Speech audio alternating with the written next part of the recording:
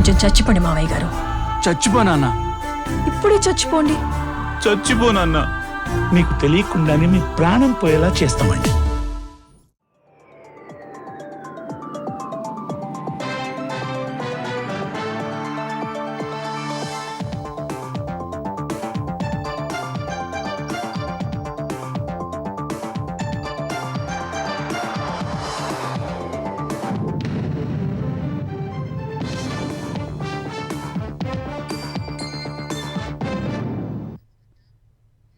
నమస్కారం, ETV news కి స్వాగతం. ముందుగా ముఖ్యాంశాలు. 2015-16 తెలంగాణ గ్రూప్ 2 రద్దు. హైకోర్టు సంచలన తీర్పు. 8 వారాల్లో పునర్మూల్యాంకనం చేయాలని టీజీపీఎస్సీకి ఆదేశం. 1 కోటి మంది మహిళలకు నేడు ఇందిరమ్మ చీరల పంపిణీ. హైదరాబాద్లో నేడు లాంఛనంగా ప్రారంభం. లబ్ధిదారులతో సీఎం రేవంత్ వీడియో కాన్ఫరెన్స్.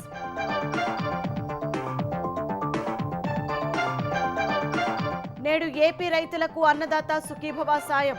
కమలాపురంలో నిధులు విడుదల చేయనున్న సీఎం చంద్రబాబు.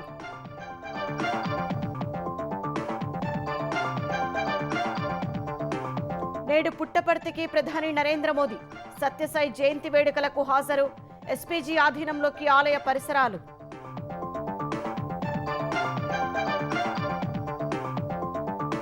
కల్తీ నెయ్యి కేసులో నేడు వైవి సుబ్బారెడ్డి విచారణ. పిఏ ఇచ్చిన సమాచారం ఆధారంగా ప్రశ్నించనున్న సెట్.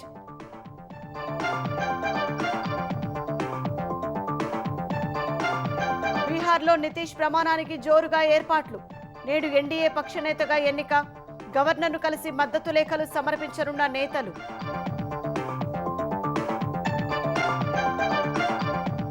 ఢిల్లీ పేలుడు నిందితులతో అల్ఫలాహ్ వర్సిటీకి సంబంధాలు. చైర్మన్ సిద్దికీని అరెస్టు చేసిన ఈడీ. తనిఖీలో ఉమర్ నబీ వీడియో లభ్యం.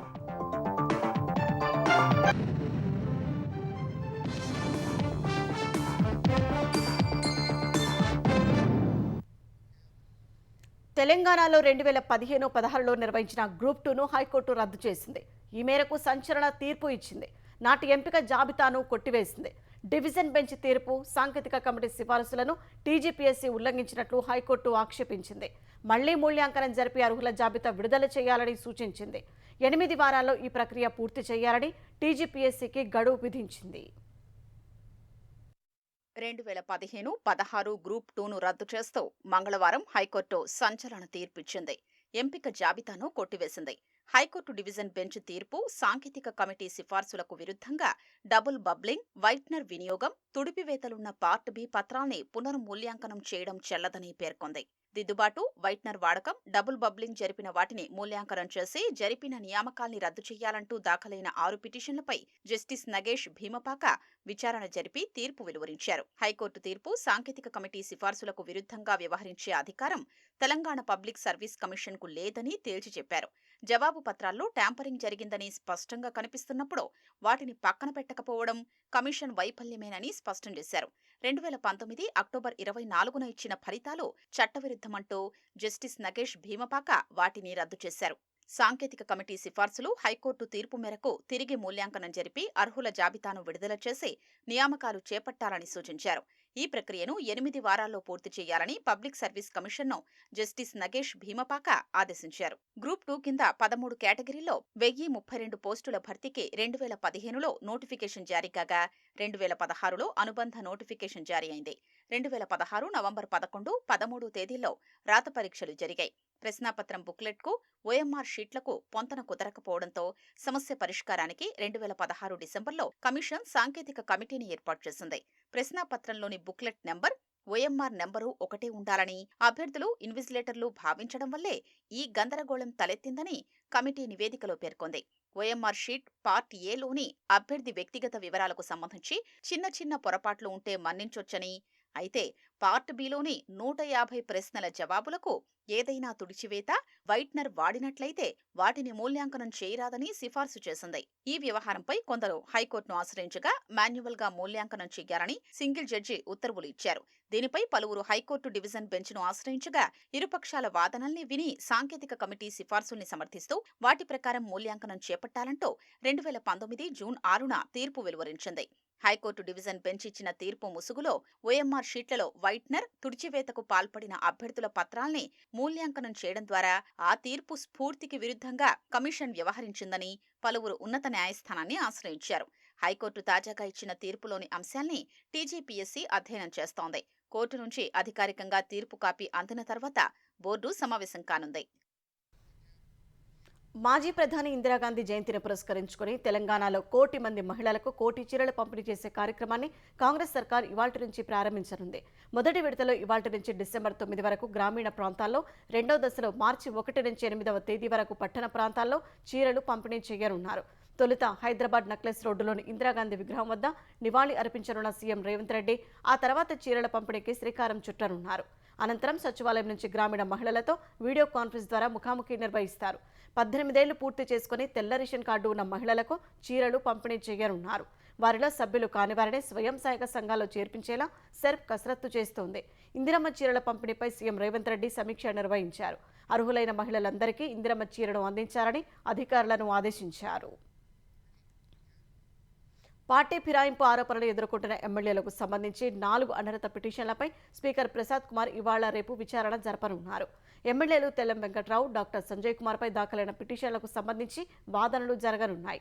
ఎమ్మెల్యేలు పోచారం శ్రీనివాసరెడ్డి, అరికెపూడి గాంధీలపై దాఖలైన పిటిషన్లపై స్పీకర్ రేపు వాదనలు వింటారు. అనర్హత పిటిషన్లపై 4 వారాల్లో నిర్ణయం తీసుకోవాలని సుప్రీంకోర్టు గడువు విధించింది. పార్టీ ఫిరాయించిన 10 మంది ఎమ్మెల్యేలపై అనర్హత వేటు వేయాలని బీఆర్ఎస్ పిటిషన్లు వేసింది. కాళీ యాదయ్య, ప్రకాష్ గౌడ్, బండ్ల కృష్ణమోహన్ రెడ్డి, గూడెం మహిపాల్ రెడ్డి అనర్హత పిటిషన్లపై ఇప్పటికే విచారణ పూర్తి చేసిన స్పీకర్ తీర్పును రిజర్వ్ చేశారు. ఎమ్మెల్యేలు దానం నాగేందర్, కడియం శ్రీహరిపై దాఖలైన పిటిషన్లపై విచారణ జరగాల్సి ఉంది. అన్నదాత సుఖీభవ పథకం 2వ విడత నిధులను ఏపీ సర్కార్ ఇవాళ విడుదల చేయనుంది. కడప జిల్లా కమలాపురం నియోజకవర్గంలోని పెండ్లిమర్రిలో జరిగే కార్యక్రమంలో సీఎం చంద్రబాబు నాయుడు ఈ నిధులను విడుదల చేయనున్నారు. ఈ మధ్యాహ్నం 1 గంటకు పెండ్లిమర్రి చేరుకోనున్న సీఎం వెళ్లటూరులో గ్రోమర్ ఎరువుల దుకాణాన్ని పరిశీలించి కాసేపు రైతులతో ముచ్చటిస్తారు.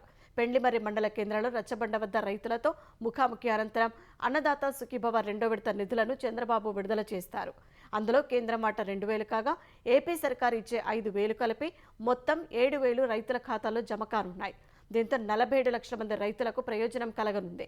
సాయంత్రం 4 గంటలకు పెండ్లిమర్రి మండలంలోని చిన్న దాసరిపల్లిలో పంట పొలాలను పరిశీలించిన తర్వాత రైతులతో సీఎం చంద్రబాబు ముచ్చటిస్తారు.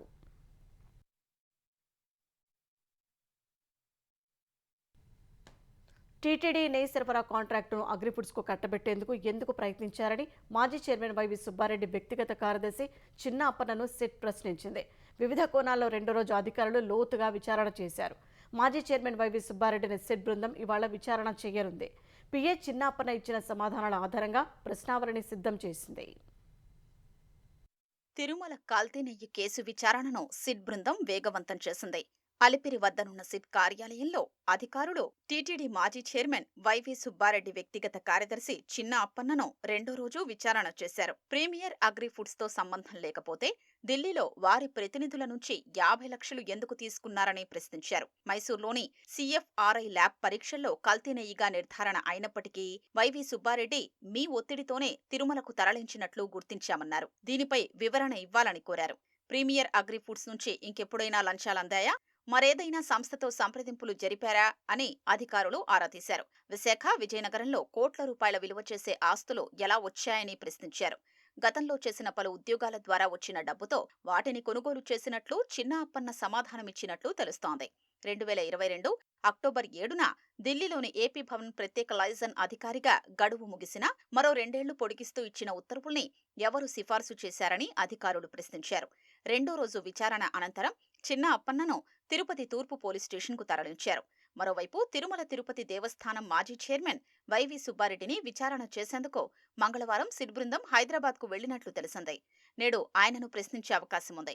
చిన్న అప్పన్న ఇచ్చిన సమాచారం ఆధారంగా వైవి సుబ్బారెడ్డిని ప్రశ్నించేందుకు ప్రశ్నావళిని సిద్ధం చేసినట్లు తెలుస్తోంది. తిరుమలకు కల్తీ నెయ్యి సరఫరా అవుతోందని వైవి సుబ్బారెడ్డికి తెలిసినా కూడా అనుమతించారని సిట్ విచారణలో తేలింది. భోలేబాబా డైరీని 2022 అక్టోబర్ వరకు ప్రీమియర్ అగ్రిఫుడ్స్, వైష్ణవి డైరీల కాంట్రాక్టు 2024 వరకు ఆయన హయాంలోనే పొడిగించారు. ప్రీమియర్ అగ్రిఫుడ్స్ నుంచి చిన్న అప్పన్న 2 విడతల్లో 50 లక్షల రూపాయలు తీసుకున్నారని నిర్ధారణ అయింది.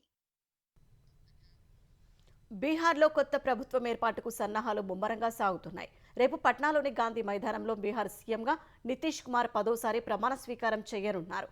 ఇందుకోసం పెద్ద ఎత్తున ఏర్పాట్లు జరుగుతున్నాయి. ఉప ముఖ్యమంత్రి సామ్రాట్ చౌదరి, చీఫ్ సెక్రటరీ ప్రత్యయ్ అమృత్తో కలిసి సీఎం నితీష్ కుమార్ పనులను పరిశీలించారు. ఇవాళ తొలుత జేడీయూ ఎమ్మెల్యేలు నితీష్ కుమార్ను శాసనసభాపక్ష నేతగా, ఆ తర్వాత ఎన్డీఏ ఎమ్మెల్యేలు కూటమి నేతగా ఎన్నుకుంటారు. అనంతరం సీఎం నితీష్ కుమార్ బీహార్ గవర్నర్ను కలిసి రాజీనామా సమర్పించనున్నారు. ఆ తర్వాత కూటమి పార్టీల మద్దతు లేఖలు సమర్పించి తదుపరి ప్రభుత్వం ఏర్పాటుకు తనను ఆహ్వానించాలని కోరనున్నారు. అటు మంత్రివర్గ కూర్పుపై కూటమి నేతల మధ్య మంగళవారం కీలక సమావేశం జరిగింది. స్పీకర్ పదవి కీలక శాఖలపై చర్చలు జరిగినట్లు తెలుస్తోంది. బీజేపీ, జేడీయూలు స్పీకర్ పదవిని ఆశిస్తున్నట్లు తెలుస్తోంది. జేడీయూ నేత విజయ్ చౌదరి, బీజేపీ నేత ప్రేమ్ కుమార్లు స్పీకర్ రేసులో ఉన్నట్లు ప్రచారం జరుగుతోంది. 3.5 దశాబ్దాలుగా పీపుల్స్ వార్ మావోయిస్టు పార్టీలో కీలకంగా వ్యవహరించిన హిడ్మాకు దండకారణ్యం దాటాల్సిన అవసరమే రాలేదు. కానీ ఆపరేషన్ కగార్ ఉధృతం కావడంతో పరిస్థితులు తలకిందులయ్యాయి. హిడ్మా సొంతూరులో సీఆర్పీఎఫ్ క్యాంపు ఏర్పాటు చేయడమే కాకుండా కీలక నేతలు, భారీ సంఖ్యలో క్యాడర్ లొంగిపోవడంతో నేషనల్ పార్క్ ఖాళీ అయింది. దీంతో తొలిసారి దండకార్యం నుంచి బయటకు వచ్చిన హిడ్మా నిఘా వర్గాలను తక్కువగా అంచనా వేసి మృత్యువుకు చిక్కాడు. దండకారణ్యంలో ఎన్నో పోలీసు దాడుల నుంచి తప్పించుకున్న మోస్ట్ వాంటెడ్ మావోయిస్టు హిడ్మా చివరకు ఏపీలో మృత్యువాత పడటం చర్చనీయాంశంగా మారింది. దండకారణ్యంలోనే పుట్టి పెరిగిన హిడ్మాకు ఇప్పటి వరకు బయటి ప్రపంచంలో అడుగుపెట్టిన దాఖలాలు లేవని నిఘా వర్గాలు పేర్కొన్నాయి. వాస్తవానికి 3.5 దశాబ్దాలుగా పీపుల్స్ వార్ మావోయిస్టు పార్టీలో కీలకంగా వ్యవహరించిన హిడ్మాకు ఇప్పటి వరకు దండకారుణ్యం దాటాల్సిన అవసరం రాలేదు. ఆ మాటకొస్తే కొంతకాలం క్రితం వరకు హిడ్మా స్వగ్రామం సుక్మా జిల్లా పూవర్తిలో పోలీసు బలగాలు అడుగుపెట్టిన దాఖలాలు లేవు. మావోయిస్టు పార్టీకి పెట్టని కోటగా ఉన్న దక్షిణ బస్తర్లోని చాలా గ్రామాల్లో హిడ్మాకు సొంతంగా నెట్వర్క్ ఉందని చెబుతారు. మిగతా అగ్రనేతలతో పోల్చితే హిడ్మా స్థానికుడు కావడంతో గుత్తికోయ గూడేల ప్రజలు అతడిని బాగా ఆదరించారు. అలా దండకారుణ్యంలో హిడ్మాను పట్టుకోవటం అటుంచి కనీసం అతడి ఆనుపానులు తెలుసుకోవడం కూడా పోలీసులకు సవాల్గా మారింది. అయితే ఆపరేషన్ కగార్ విస్తృతం కావడంతో పరిస్థితి తలకిందులైంది. గతంలో ఎప్పుడు ఏ వైపు నుంచి మృత్యువు ముంచుకొస్తుందోనని భయపడుతూ అడవుల్లో కూంబింగ్ నిర్వహించే కేంద్ర బలగాలు కొంతకాలంగా పైచేయి సాధిస్తూ వస్తున్నాయి. ప్రతి 4 కిలోమీటర్లకు ఓ సీఆర్పీఎఫ్ క్యాంపు ఏర్పాటు చేసి దండకారణ్యంలో క్రమేపీ పట్టు పెంచుకున్నారు. హిడ్మా స్వగ్రామంలోనూ క్యాంపు ఏర్పాటు చేసి తమ ఆధిపత్యాన్ని ప్రదర్శించారు. తమకు కేంద్రస్థానంగా భావించిన అబూజ్మడ్లో అగ్రనేత ఆసన్న సహా 200 మందికి పైగా కేడర్ లొంగిపోవటం, మరో అగ్రనేత అభయ్ 70 మందితో కలిసి ఉద్యమం వేడటంతో నేషనల్ పార్క్ ప్రాంతం ఖాళీ కావటం లాంటి పరిణామాలతో హిడ్మా ఉక్కిరిబిక్కిరైనట్లు తెలుస్తోంది. ఈ నేపథ్యంలోనే ఇన్నాళ్లు దక్షిణ బస్తర్లోని కర్రెగుట్టలను స్థావరంగా చేసుకుని పోలీసుల కంటపడకుండా తప్పించుకున్న హిడ్మా ఇక తప్పని పరిస్థితుల్లో అడవి దాటి తొలిసారిగా బయటకు వచ్చినట్లు తెలుస్తోంది. ఈ క్రమంలోనే ఛత్తీస్గఢ్, ఒడిశా, ఆంధ్రప్రదేశ్ ట్రై జంక్షన్లోని ఏఓబీని దాటి ఏపీలోకి అడుగుపెట్టినట్లు తెలుస్తోంది. తెలుగు రాష్ట్రాల నిఘా వర్గాలను తక్కువగా అంచనా వేసినందునే హిడ్మా మృత్యువుకు చిక్కాడనే అభిప్రాయం వ్యక్తమవుతోంది. ప్రధాని నరేంద్ర మోదీ ఇవాళ పుట్టపర్తికి రానున్నారు. ఉదయం 9 గంటలకు ఢిల్లీ నుంచి నేరుగా పుట్టపర్తి చేరుకుని సత్యసాయి శత జయంతి ఉత్సవాల్లో పాల్గొంటారు. నిన్న సాయంత్రమే governor justice Abdul Nazeer, CM Chandrababu, మంత్రి లోకేష్ పుట్టపర్తి చేరుకున్నారు. హిల్వ్యూ ఆడిటోరియంలో ప్రధాని మోదీతో పాటు మంత్రులు, ట్రస్ట్ ప్రముఖులు కూర్చునేందుకు వేర్వేరు వేదికలు ఏర్పాటు చేశారు. హిల్వ్యూ ఆడిటోరియాన్ని పూర్తిగా ఎస్పీజీ బలగాలు తమ ఆధీనంలోకి తీసుకున్నాయి. ప్రశాంత నిలయంతో పాటు చుట్టుపక్కల ఆలయాలు, భవనాలను రంగురంగుల దీపాలతో ముస్తాబు చేశారు. సత్యసాయి జయంతి వేడుకల్లో పాల్గొనేందుకు పుట్టపర్తి వచ్చిన క్రికెటర్ సచిన్ తెందూల్కర్ను మంత్రి లోకేష్ మర్యాదపూర్వకంగా కలిశారు. మంత్రులు పయ్యావుల కేశవ్, అనగాని సత్యప్రసాద్ కూడా సచిన్ను కలిశారు.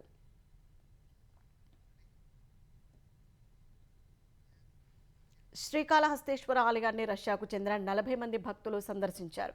సంప్రదాయ దుస్తులు ధరించి వాయులింగేశ్వర స్వామి సమేత శ్రీ జ్ఞాన ప్రసూనాంబికా దేవిని దర్శించుకున్నారు. దేవతామూర్తులను, ఆలయ ప్రాంగణాన్ని ఆసక్తిగా వీక్షిస్తూ ఆలయ అందాలను రష్యా భక్తులు తమ ఫోన్లో చిత్రీకరించారు. రైతుల భాగస్వామ్యంతో రాజధానిని అభివృద్ధి చేయాలని సిఆర్డీఏ యంత్రాంగం జవాబుదారీతనంగా ఉన్నప్పుడే సమస్యలు పరిష్కారం అవుతాయని అమరావతి రైతులు స్పష్టం చేశారు. రాజధాని నిర్మాణంలో జరుగుతున్న లోటుపాట్లపై గట్టిగా వాదనలు వినిపించారు. కర్షకుల సమస్యలను సానుకూల దృక్పథంతో పరిష్కరించడానికి చర్యలు తీసుకుంటామని సిఆర్డీఏ కమిషనర్ కన్నబాబు హామీ ఇచ్చారు. రైతులతో ప్రతి నెల 3వ శనివారం సమావేశం నిర్వహించి సమస్యల పరిష్కారం దిశగా కార్యాచరణ ప్రణాళిక అమలు చేస్తామన్నారు.